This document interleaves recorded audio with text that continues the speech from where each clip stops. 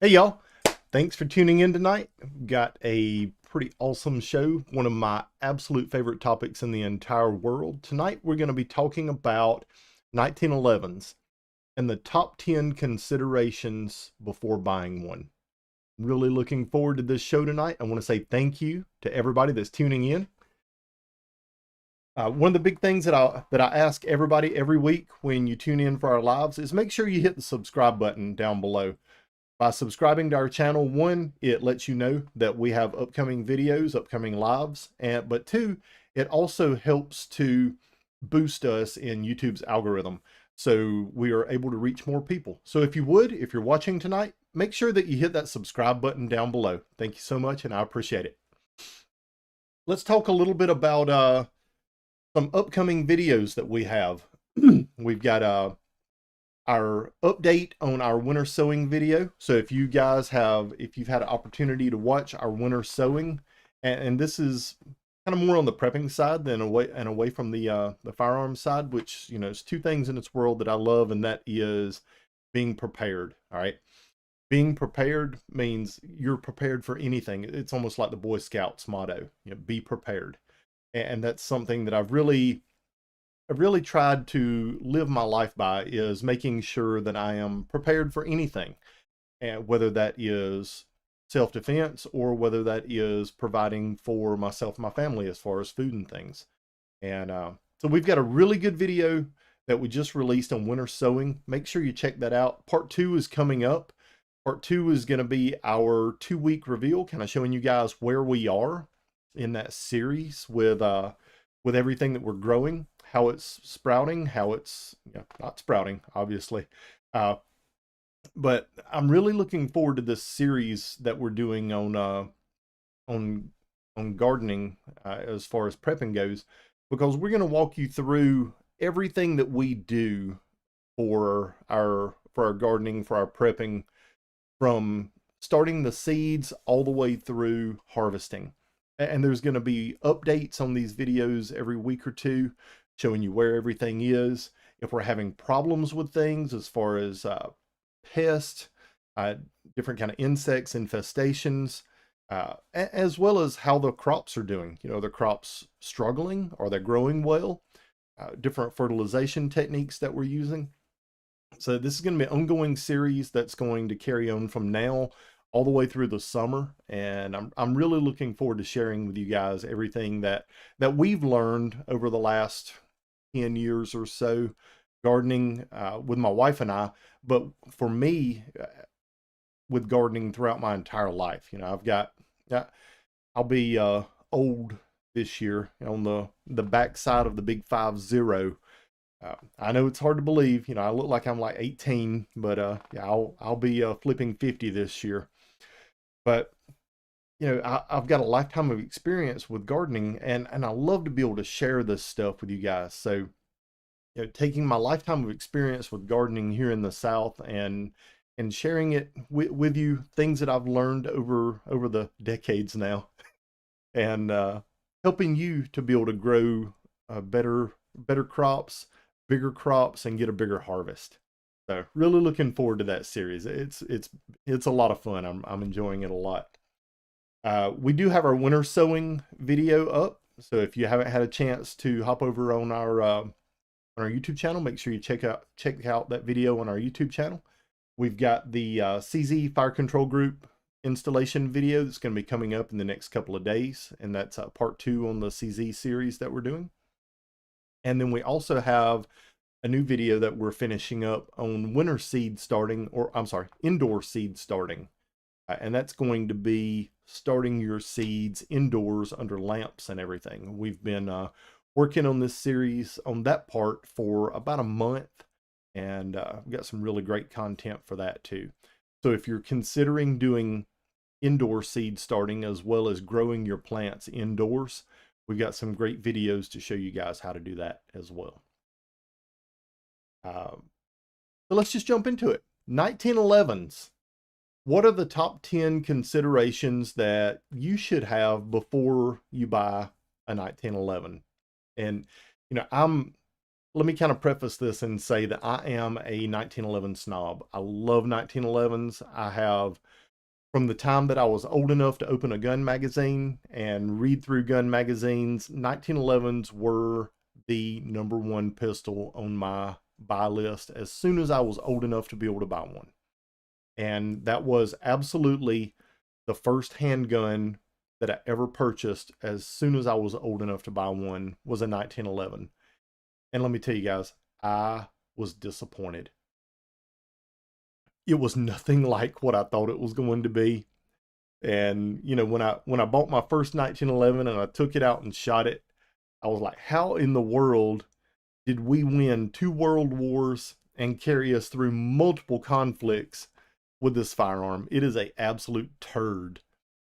And yeah, I was so disappointed. I can't even convey to you how disappointed I was in the first 1911 that I bought. I sent it back to the manufacturer like 4 times, having it repaired because of all the problems that it had.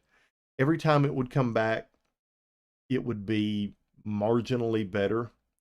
But this firearm that I bought, this 1911 that I bought from a very, very reputable manufacturer whose initials start with S and end with A. If you can figure that one out on your own, I'll leave it to you. This firearm came back, and I'm not joking. You know, I've been shooting since I was about 4 years old. And, you know, I've, over the last 3 decades or so, you know, from Boy Scouts to the Marine Corps, competitive shooting, I've always been involved in firearms my entire life, literally my entire life. I consider myself a relatively good shot, and that's me being about as humble with it as I can be. I understand firearms. I shoot firearms almost every day and have since I was about 4 years old. But with saying that, I know how to shoot.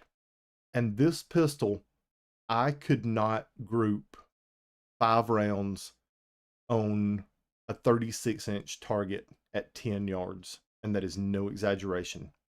I thought it might have been an ammo issue. I tried all different kinds of ammo, 230 grain ball. I tried all kinds of different hollow point ammunition, defensive ammunition, reloads, jacketed bullets, plated bullets, lead bullets. This pistol would not group at all. Back to the manufacturer, back to me, back to the manufacturer, back to me. And it was terrible. Absolutely terrible. And it was really the catalyst that got me started with building 1911s was this one pistol that I bought. It was so bad. I was like, I can do this better than the manufacturers are doing it. I can build a better pistol than they can. But that's a different video. So I took this 1911, gutted it, and completely rebuilt it. And in the end, I had an absolutely amazing pistol that to this day, I still own it. Well, I still own the frame. That's the only original part left in the pistol. I've replaced everything else. The slide, the barrel, the fire control group, everything's been replaced in it. But it's an incredible pistol right now. And I absolutely love it. And like I said, that was the catalyst that really got me going into the 1911 market. So after saying all of that, let's look at the top 10 considerations you should have before buying your 1911 today, so you don't have the same initial experience that I had about 30 years ago with my first 1911. The first question that you should ask yourself is, how much are you willing to spend on your first 1911? And what's going to give you the most bang for your buck? What's going to give you the best possible pistol that you can buy for every dollar that you spend on that handgun? And here's the thing, there are 1911s available today that you can buy for around $500 that are a really, really good base model pistol. They are accurate, they are reliable, they work, they've got good sights, they've got good ergonomics, they've got good controls. All the things that you're looking for in a base model 1911, there are pistols you can buy in the $500 range that fill that niche, or niche, or ever how you say that. So that's the first question you should ask yourself. You know, how much are you willing to spend on your first 1911? And once you answer that question, then that's going to point you into a direction for, you know, different manufacturers. You've got your Rock Island Armories, which are, in my opinion, one of the best 1911s you can buy for the money. There's a lot of other companies out there that build good quality 1911s, but you know, there's things that I've had issues with. The Rock Islands generally work, other than the one problem that I have had with some 1911s are the extractor. If the extractor is not fitted correctly, especially in a 45 ACP or 9mm 1911, you're going to have either feeding issues or extraction and ejection issues. So, and that's something that can be easily remedied. But the big thing is you want to make sure the slide is fitted correctly and the barrel is fitted correctly. And those two things, if the slide is fitted correctly and the barrel is fitted correctly, you're going to have a pistol that is very accurate. If the slide's not fitted correctly and it's sloppy loose and the barrel is not fitted correctly, and there's a lot of things with the barrel. There's the hood length and width that has to be fitted correctly. There's the standing lug on the bottom of the barrel that has to be fitted correctly. There's the link that has to be fitted correctly, and the upper lugs that have to be fitted correctly, as well as the barrel bushing, or if it's a bull barrel, the bull barrel diameter to the slide. All of those things have to be held to a very tight tolerance, and if they're not, you're going to run into accuracy issues with the handgun. As long as all those boxes are checked, and for a budget model 1911, the Rock Island Armory is one that really checks all of those boxes. You're going to have a very accurate handgun. So let's look at number 2. What's the intended use of the pistol? Is it going to be a carry gun? Is it going to be for competition? Is it going to be just a range toy that you go out and plink with? Any of those can really sway what you're planning on doing with that firearm. If it's a carry gun, there's a lot of considerations there. How does the grips fit your hand? Do you want it checkered on the front strap and the back strap? What weight recoil spring do you want to run in the gun? You know, that's a big one. There's a lot of great guns out there right now, as far as 1911s go, that either have a recoil spring that is way too heavy or a recoil spring that is way too light. And the heavy recoil spring is generally used to overcome some manufacturing issues that they have with the gun. A heavy recoil spring helps with feeding. If the extractor is not fitted correctly or the extractor is fitted too tight, the heavy recoil spring can overcome that and still chamber rounds, and the gun will run reliably. The downside to that is, with a heavy recoil spring, the pistol is going to give you more recoil, right? It takes more energy to move that slide all the way to the rear and drive that slide all the way forward. That energy is translated into what you see visually and what you feel physically in your hands. A heavy recoil spring is going to give you more muzzle flip, and it's also going to give you more muzzle dip when the slide closes.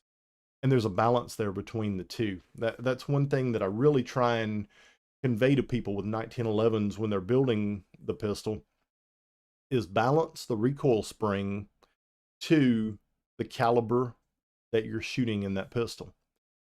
Most guys are like, well, I need we'll just use 45 ACP for an example. 45 ACP generally comes with an 18 to 20 pound recoil spring. With an 18 to 20 pound recoil spring, the pistol is going to be reliable. Even if the extractor is not fitted very well, the gun's going to run. But what you're going to get is a lot of muzzle flip because of all of the weight coming to the rear with a heavy recoil spring. And then you're also going to get a lot of muzzle dip when the slide closes. The front sight's going to want to drop down below the rear sight because you've got this heavy spring driving a heavy slide forward, and that causes the front sight to dip a lot. So what you want to try and do is balance the recoil spring that's going to give you the lightest recoil spring possible to protect the pistol and not beat the gun up and destroy the pistol with it cycling, but is heavy enough to be able to strip the next round off the top of the magazine and reliably chamber the next round. And for me, with a 1911 and 45 ACP, a 13 to 14 pound recoil spring is the heaviest that I would want to use. It allows the pistol to extract and eject reliably, as well as reliably chamber the next round off of the magazine without causing the front sight to dip below the rear sight notch. And that's important if you're shooting really fast. If you're just shooting bullseye, it doesn't really matter. You know, you can pop one round and then take 30 seconds, let the gun recover, you recover, line the sights up properly, and shoot the second round. But if you're using it as a defensive pistol or a range toy or a competitive pistol, that front sight really needs to settle back into the rear sight notch after every shot. And the only way to do that is by tuning the recoil spring for the particular round that you're shooting. Question number 3, is the overall weight of the pistol a consideration? And this is a big one. You know, an all steel 5-inch 1911 unloaded weighs about 41, 42 ounces. That's a lot of weight unloaded to hang on your belt and carry all day long. Whether you're outside the waistband, inside the waistband, small of the back, appendix, it doesn't matter. You know, you're looking at 3 or 4 pounds with a loaded pistol hanging on your belt. Now that doesn't sound like a whole lot, but if you've carried a gun all day, every day, you understand how heavy that pistol can get on your waist at the end of the day. Your pants will sag to whatever side the pistol is on, right hand, left hand, appendix, small of the back, doesn't matter. Your pants will sag a little bit in that direction. And you can feel that weight at the end of the day on your hips. And even if you balance it out with extra magazines on the opposite side, you still notice the weight of that pistol on your belt at the end of the day. So if your pistol is going to be for carry purposes, you may not want to go with all steel 1911. You may want to go with an aluminum frame 1911 that's going to knock 10 or 15 ounces off of the weight of that gun. Excuse me. So you want to try and balance the weight of the pistol to what the end use is going to be. Now, one option that you do have is if you want to carry a lightweight 1911, but you still want the magazine capacity of a double stack pistol, is one of the 2011 pistols that are available. And that's going to give you extra magazine capacity, but the lighter weight of a polymer grip or an aluminum grip, but it's still in a 1911 configuration. And that's definitely a big factor when you're considering what you're going to carry. 45 ACP, you can get away with a single stack. 1911 aluminum frame, the gun's going to be lightweight, slim, easy to conceal, easy to carry.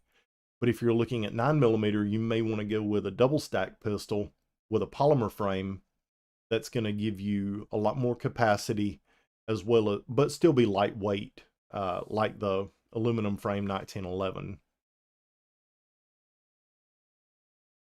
And that leads us into our next question, number 4. What caliber do I want and why?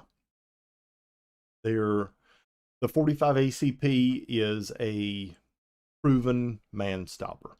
If you've ever done any kind of research or any kind of studies on the 45 ACP, it's a big, heavy, slow-moving projectile that does a tremendously effective job at stopping human beings. It was used during World War I, it was used during World War II, Vietnam, all the way up through today by our military. It's not a 45 ACP is not a caliber that's issued to the majority of your standard troops anymore, but 45 ACP is still a very popular caliber with a lot of your special operations groups because they recognize how effective that projectile is at stopping human beings. It works, and it works well, and has for over 100 years. There's something to be said for mass when it comes to a defensive handgun. And there's two different schools of thoughts on that. There's the school of thought of the weight of the projectile at a slower velocity works extremely well, and then there's the opposite end of that. There's the velocity of the projectile going very fast with a lighter weight projectile that works extremely well. Personally, I prefer the heavy projectile as fast as that heavy projectile can go. So if you can run a 230 grain projectile at 1,000-ish foot per second out of a 1911 style handgun, it is going to be a very, very effective defensive weapon. Now, you're going to have muzzle flip with that. That's not going to be the ideal projectile weight if you're going out and punching paper with friends, or if you're shooting competitively.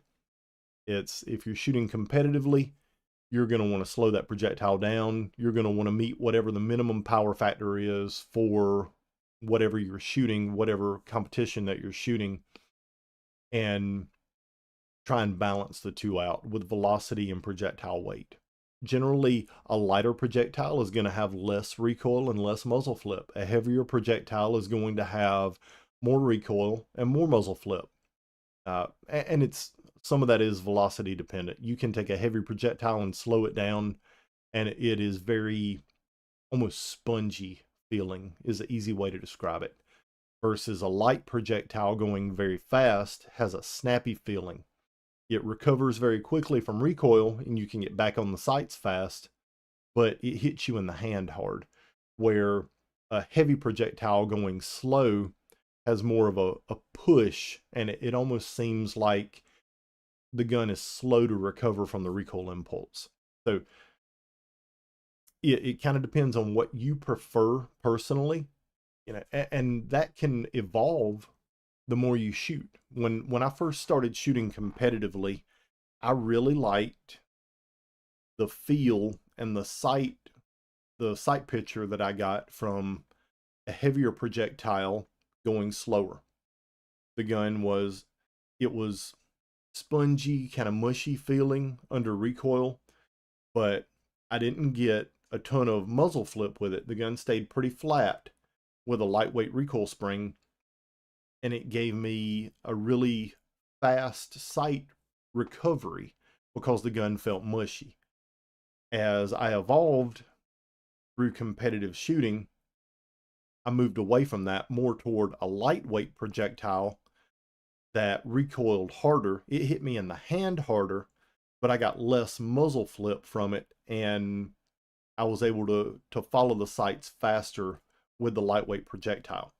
And it's one of those things that you can, if you do your training with a shot timer and compare the two, it can give you a transitional number to where you can see what you're doing with a heavy projectile versus a light projectile, and you can be able to see data that allows you to understand what you're seeing and what you're feeling, instead of just being like, well, the heavy projectile feels better to me, or the light projectile feels better to me. I really like using shot timers because it gives me data feedback to be able to understand what I'm actually able to do with that recoil impulse on a target. But once again, that's a completely different topic. What caliber and what do I want to buy? Today, I'm kind of in the middle. I like 9mm for range use. I like 45 because it's the 45 ACP. And depending on what I'm doing, sometimes I'll split the difference down the middle, and I'll carry either a 40 caliber or a 10mm. If I'm looking for something that's going to give me the velocity and the projectile weight that I'm looking for, then I'll go with a 10mm. If I'm looking, as well as capacity, that's one of the nice things about 40 caliber and 10mm is it's a good balance between 9 and 45. you get almost the capacity of a 9mm and almost the performance of the 45 ACP in 40 caliber. If you go to 10mm, you outperform the 45 ACP and you still have almost the capacity of the 9mm. So personally, I'm a huge 10mm fan. I have been for a long time, and I think it is, as far as a defensive caliber, is probably the best defensive caliber for a semi-automatic handgun ever developed. A lot of people might have a different opinion on that. You know, everybody's the Wonder 9, guys now, because of all the marketing and everything that manufacturers have done, ammunition manufacturers, with the reliability and expansion capabilities of the 9mm projectiles that are on the market today. But for me, the 10mm is the best of both worlds. You get a heavy projectile going very fast. It is an extremely effective cartridge. So my opinion, and it is based on a lot of fact and a lot of studies on ballistics, as well as terminal performance of projectiles in defensive shooting situations. So 10mm, if you're looking for something that offers the best of both worlds, capacity as well as stopping power, it's very hard to beat the 10mm. And there's a lot of 1911s out there that are available in 10mm today. The majority of your manufacturers offer a 1911 or a 2011 in the 10mm caliber. So if you're looking for something that offers the best of both worlds, a lot of horsepower as well as a lot of projectile weight, the 10mm is one I definitely consider. Number 5, are you looking for a single stack or a double stack 1911? And this is a huge consideration. Up until just a few years ago, there weren't a lot of options as far as double stack 1911s. You could do STI or Staccato, which is the company that took over STI. If you wanted the polymer framed 2011 or 1911 double stack pistol that offered you the magazine capacity that you were looking for, the downside with those is they were cost prohibitive for the majority of people that carry a 1911. They're a really good polymer frame 2011, even 5 or 6 years ago, would cost you $2,500 for a base model, and they went up from there. Where you can get a single stack 1911 for the $1,000 price range, if we're looking at something that would be comparable with that gun. The good thing is, with patents expiring, other companies stepping into the double stack industry, the cost of your 2011s have really came down over the last few years. Now, I've got a couple of double stack 1911s from Para Ordnance, as well as a couple other companies that are all steel. And they're great guns, but they are very heavy. It's not a pistol that, weight-wise, I would consider carrying as a defensive handgun, just because of how much it weighs. So if I was looking at a double stack, it would be one of the polymer frame pistols, just because of weight, whether it's in 9mm or 10mm. And, hey, it's a 21st century. It's time to get into the metric system. Leave the old fat boy behind. We'll leave the 45 ACP sitting on the side in a lot of cases, just because it is a little antiquated at this point. Let's be realistic about it. And don't get me wrong, I still love the 45 ACP, and I've got a bunch of them, but it's not a caliber that I would carry on a everyday basis anymore, just because I feel like there's other calibers available that are as effective or more effective than the 45 ACP. So let's look at some options we have. Rock Island Armory. If you're looking for a budget-minded double stack 1911, Rock Island Armory makes a double stack that you can get a 9mm, 10mm, or 45 ACP. And that pistol you can get for $500 or $600. It's a great gun. They're very reliable, but they're heavy. But here's the thing. If that's what you're looking for, is a double stack 1911, and that's where your budget's at, the Rock Island Armory is a great option. Their magazines are very reliable. They work extremely well. The pistol itself is fitted very well. Barrel to slide fit, slide to frame fit, all of it is done with, they maintain tolerances, and that's all you can ask for. The guns are accurate and reliable right out of the box. So if you're looking for a budget double stack gun, the Rock Island is definitely one to consider. And there's a big jump from the Rock Island at $500 or $600 up to your first polymer framed 1911 double stack pistol. And I think right now the most reliable, budget friendly one that's available is the Springfield Prodigy. And the Springfield Prodigy offers a lot of bang for your buck. There's a couple of other ones that are out there that are being imported from Turkey that I've played with some, and right now I probably wouldn't recommend one of those. They're in the $800, $850 range MSRP, but there's some work that needs to go into those guns to really make them a viable option, in my opinion, at this point. So as far as a reliable, viable option for a double stack polymer framed 1911, the Staccato is the base model that I would recommend and that I would consider. I'm sorry, not Staccato, the Prodigy. Staccato is not budget minded for sure. But going from there, after you move past the Prodigy from Springfield, the next one that I would consider would be the Bull Armory 2011 with a polymer frame. Bull Armory makes some incredible double stack pistols that are very reliable and offer a lot of features that you would normally see on a much more expensive pistol that brings those options in at a budget price. And I say budget price very loosely.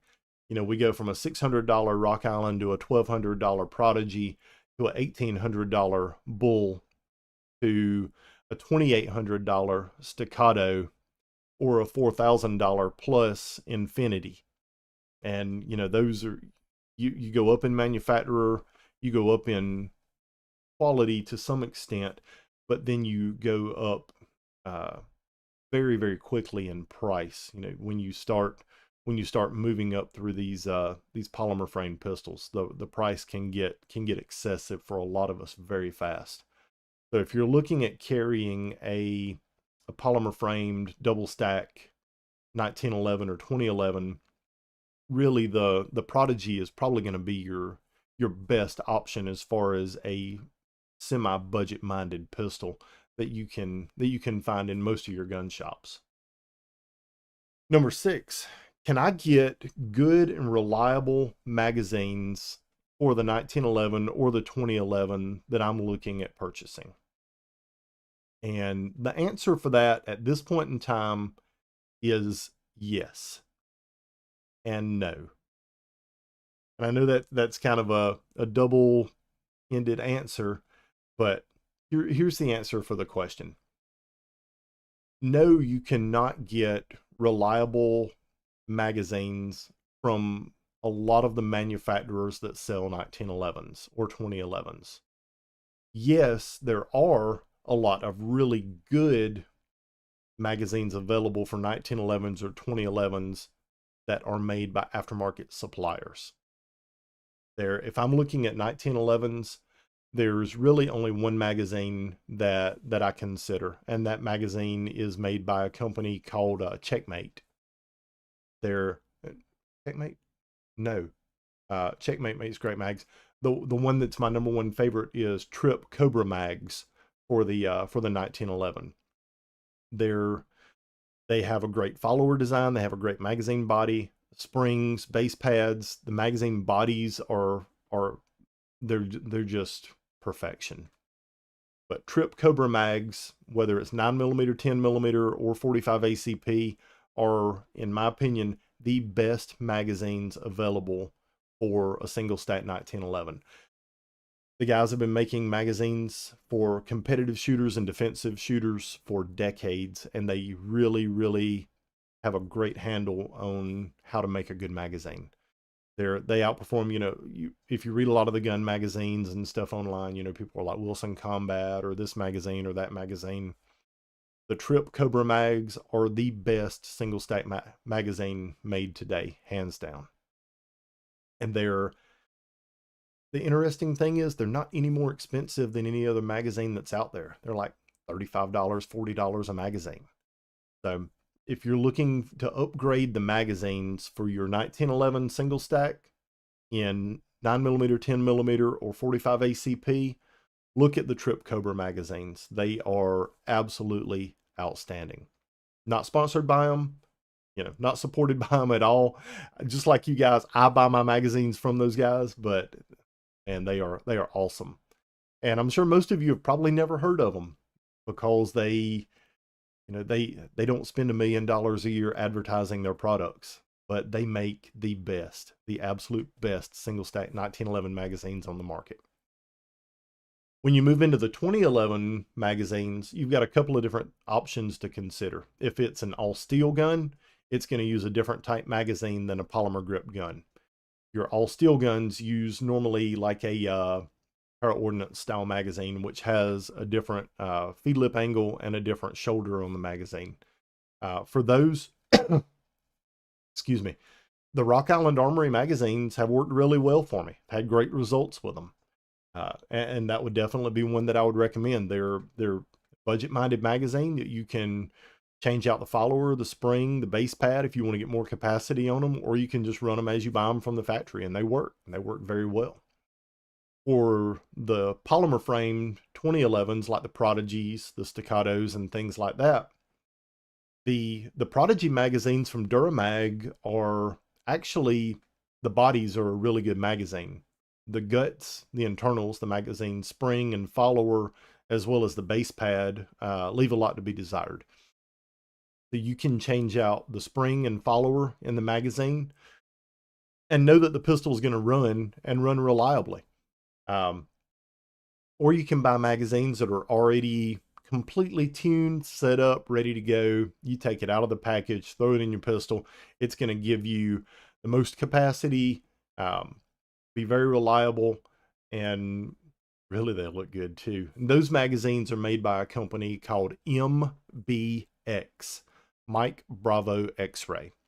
I think right now MBX is making the best 2011 magazines on the market that will work in your Prodigy. They'll work in your Staccato. If you've got an older STI, they'll work in those, as well as the Bulls and several other of the polymer 1911 or polymer 2011s that are available.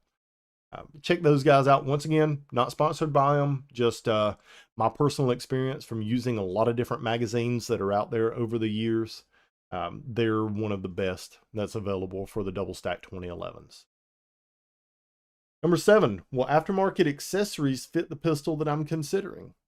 And this is a big thing. There's a lot of 1911s on the market today. There's a lot of 2011s, double stack 1911s on the market. And some parts will interchange, some parts won't. One of the interesting ones that I had earlier today, I had a guy message me about the Kimber KDX9, I believe it is, and he was asking me if I could put an ambi safety on that pistol for him. And he's got one of the earlier ones. It's a Gen 1 pistol, and the width on the frame is the big consideration. That pistol will not work with a standard 1911 ambi safety. It has to have the extended pins for the right side stop on the safety for it to function properly. A traditional 1911 or 2011 ambi safety that has the little paddle or foot on the right side of it that on a 1911 slips down behind the grip, or on a 2011 drops into a recess in the frame to be able to retain it and keep it together. It won't work on the KDX9 because of the frame doesn't have a cutout in it, but it is narrower at the rear. That's consideration. The SIG 1911s, great pistols, but SIG uses an external extractor and not an internal extractor like your traditional 1911s or your current 2011s use. The external extractor is something that is specific just to the SIG pistols. So if you're wanting to replace the extractor in your pistol, you have to make sure that you know what type of extractor that pistol has. Firing pins are another consideration. Some companies use a small diameter firing pin at the tip, 069, versus other companies which uses a larger diameter firing pin tip that comes in at like 090, if I remember right, give or take a thousandth or two among friends, you know. But those are considerations. The type of frame you have on a double stack pistol. What type of magazines does it accept? Like we were talking about earlier, it's a big consideration. Barrels.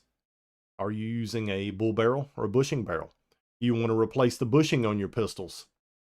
The bushing barrel on your pistol may or may not be a drop-in fit. You may have to have the bushing reamed to be able to fit your particular barrel. If you're using a bull barrel, sometimes bull barrels have to be fitted to the slide itself because the slide diameter, it varies on different manufacturers. Some are 702, some are 704, 706, some are 698. So the slide diameter and a bull barrel diameter can make a difference. All of these are considerations you have to make when you're looking at a pistol if you're planning on upgrading it and putting aftermarket parts in that pistol. Number 8 is, in today's world, I think is a huge consideration. Do you want an accessory rail or not on your 1911 or 2011? You know, 15, 20 years ago, I'd have probably said no. I wanted a traditional 1911 or a traditional 2011 with no accessory rail that that minimized the profile on the front end of the gun, kept the front end of the gun very lightweight, and you know, a pistol that would transition very fast.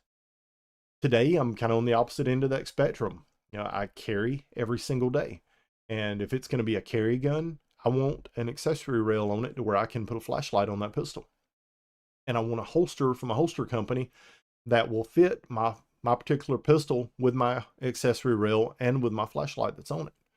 But, you know, that's a big consideration. You know, don't go buy a 1911 and be like, oh, well, I'll find a gunsmith later that can put me a Picatinny rail on the bottom of it and so I can mount a light to it.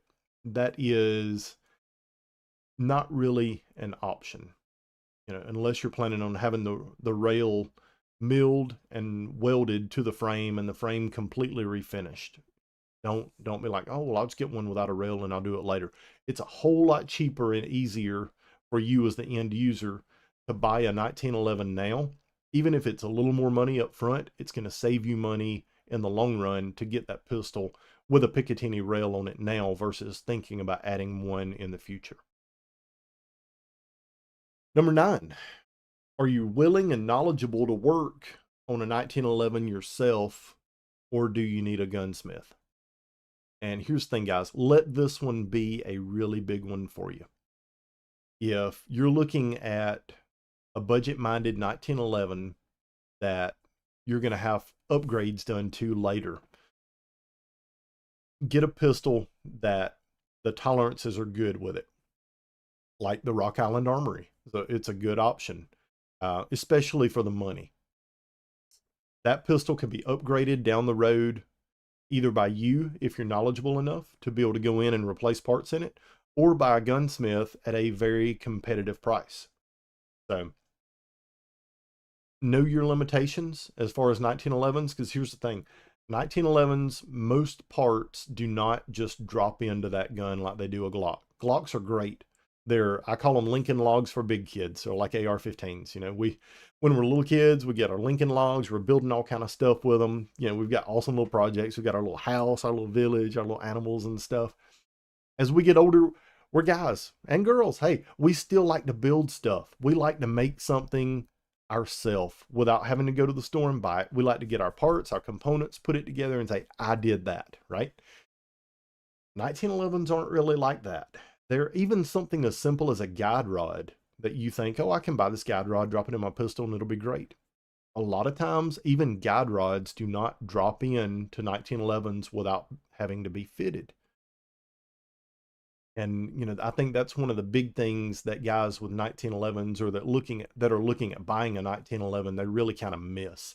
They're like, oh, I'm gonna buy me a 1911. I'm gonna get this budget minded one, and then I'm gonna upgrade it as I get the money. And they don't realize that parts don't just drop into 1911s. Even even high-end 1911s like your Staccatos or your Bulls or your Infinities, or even some of the high-end Springfields and Kimbers.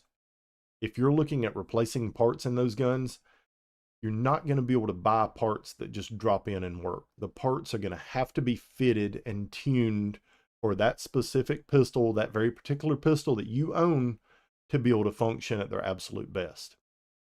You may be able to drop parts in that work and the pistol runs great, but in most cases, the parts are going to have to be fitted to that individual pistol.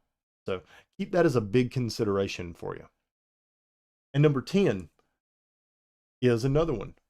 Where's your budget at? Do you want to buy a starter pistol and upgrade it?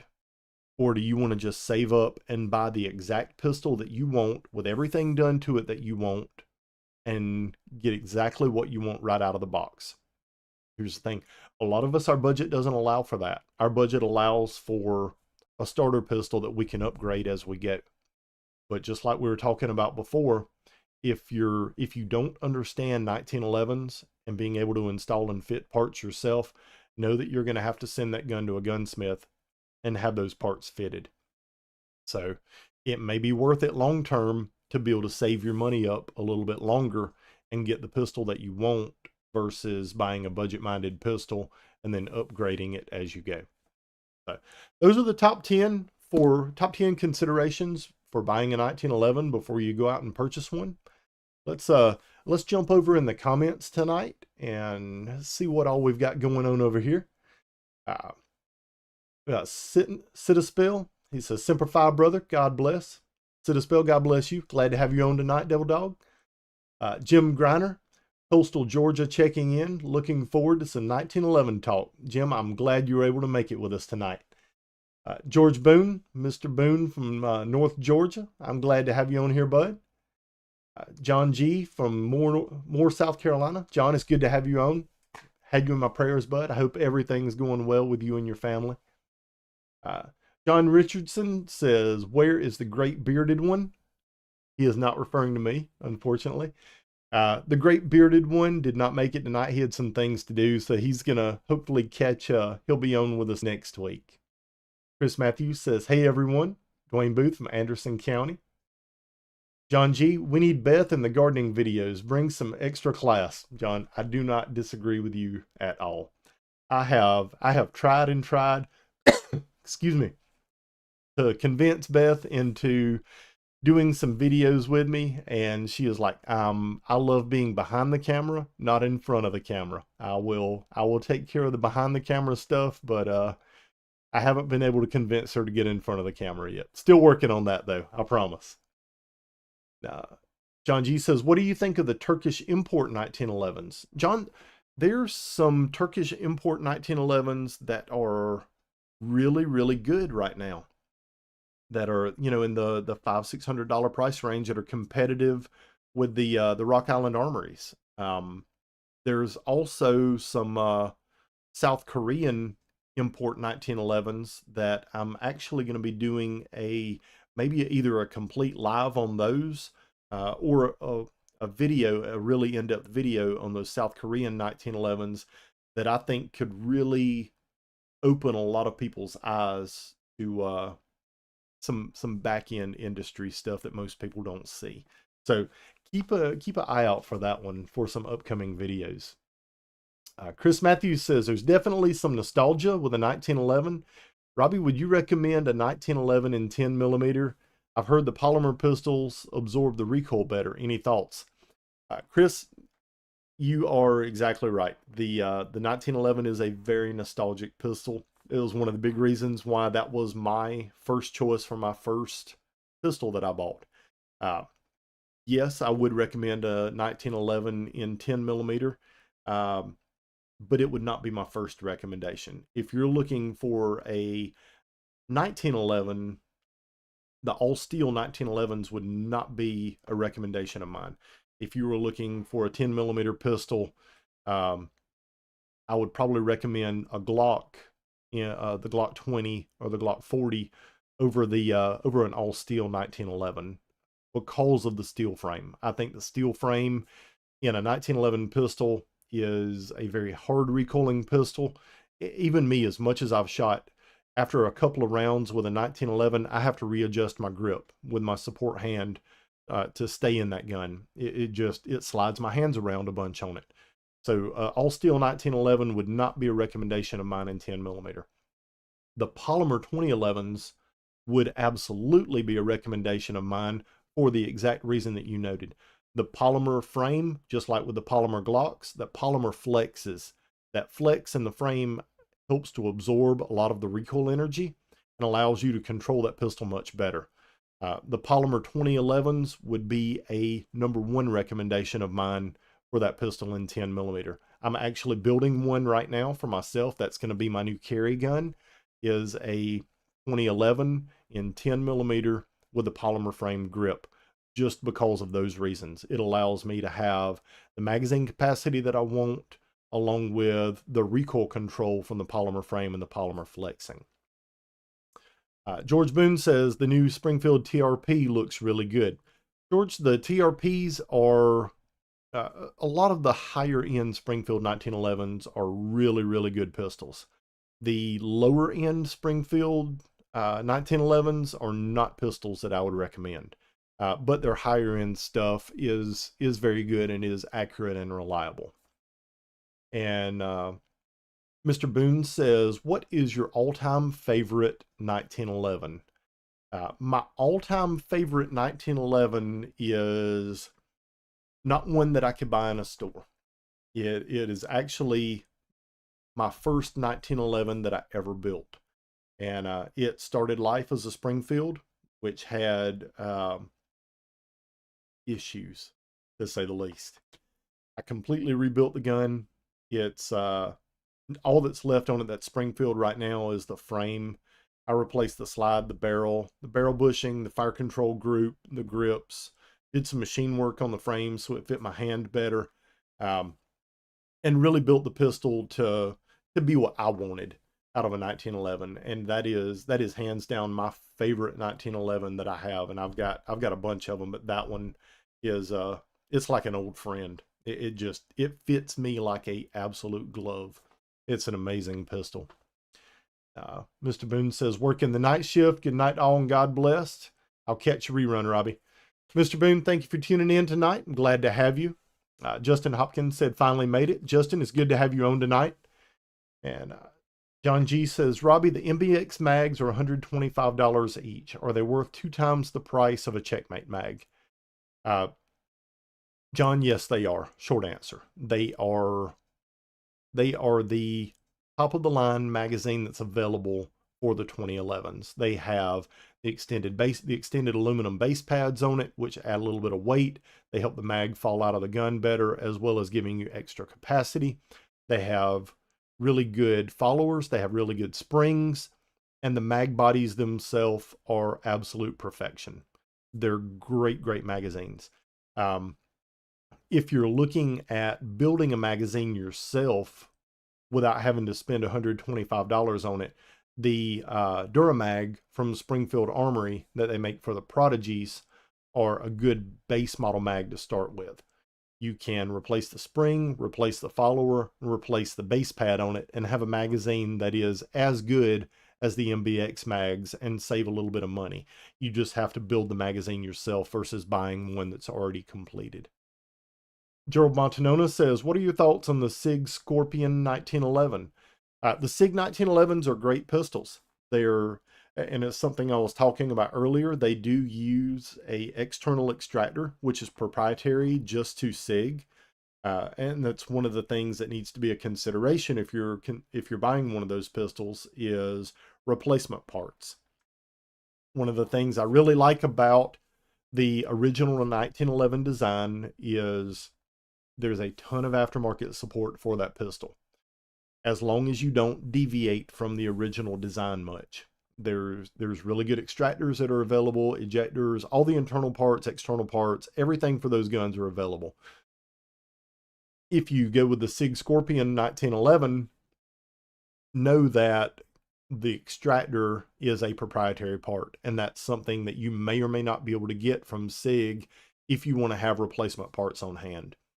So just let that be something to consider if you're looking at the Scorpion. Don Filkins says, "Hey Rob, enjoy your show." Don, great to have you on tonight. I really appreciate you watching. Chase Kelly says, "Hey Robbie, good to see you." Chase, glad to have you on tonight. John G says, "Do you still want my Apollo 1911 to review?" John, yes, I do. We'll get together on that. Chris Matthews says, "The Gerson 2011 has an enticing price point." Chris, yes, it does. That's the one that I was mentioning that's in the $800 or $900 range, but I still got to do some. I've got one of those that I've really got to do a review on and dig into that pistol some. It's got some issues that on the surface I really don't like, and it's one of those pistols that I look at it kind of like the Rock Island Armory 1911's. It may be a good entry-level pistol, but if you buy it, know that there's going to have to be some work that you have done on that pistol. John G says, "I had Such's Gerson for a week. I have the Apollo 11, same price. Apollo is better in my humble opinion." And John, I would 100% agree with you. The Apollo is a better pistol than the Gerson. If you're looking at them as a base model pistol, I think there's potential for the Gerson, but I've got to really dig into it and take some measurements on it and look at the tolerances on that pistol and see what can be upgraded and what can't, and see if it's going to be a viable option before I recommend it to you guys as something to look at picking up for a budget 2011 that you can upgrade. John G says, "Smoother slide in action." Yes, absolutely. The slide in action on the Apollo is much smoother than the Gerson. The Gerson is it's rough around the edges. But I'm going to dig into both of those guns quite a bit in the future, and so you can definitely expect some more videos coming from us about both of those guns.